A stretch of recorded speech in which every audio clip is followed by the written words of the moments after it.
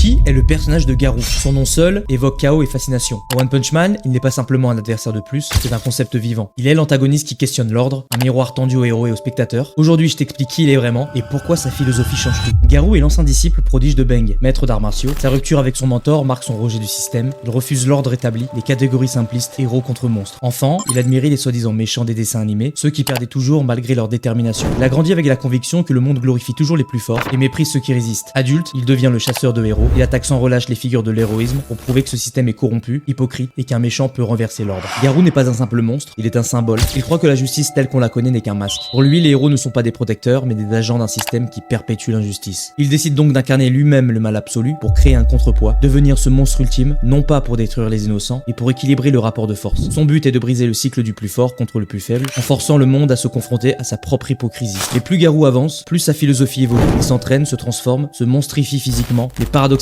c'est dans cette transformation qu'il devient le plus humain. Il sauve des innocents, hésite à tuer, montre des élans d'empathie, des nuances qu'un vrai monstre ne possède. On découvre que derrière la carapace se cache un idéaliste, et pas seulement un monstre assoiffé de sang. Garou est l'un des personnages les plus profonds de One Punch Man. Il incarne le chaos nécessaire pour révéler l'hypocrisie du système des héros. Il est le monstre qu'on redoute, mais aussi l'humain qu'on comprend. Son message est très fort, la force n'a de sens que si elle protège réellement les faibles. La justice sans empathie n'est qu'un autre visage de l'oppression. Garou n'est donc pas seulement un méchant, il est l'incarnation d'une révolte philosophique contre le monde tel qu'il est. Et c'est pour ça qu'il est fascinant. Il n'est pas là pour détruire un héros, et pour détruire l'illusion de ce qu'est un héros.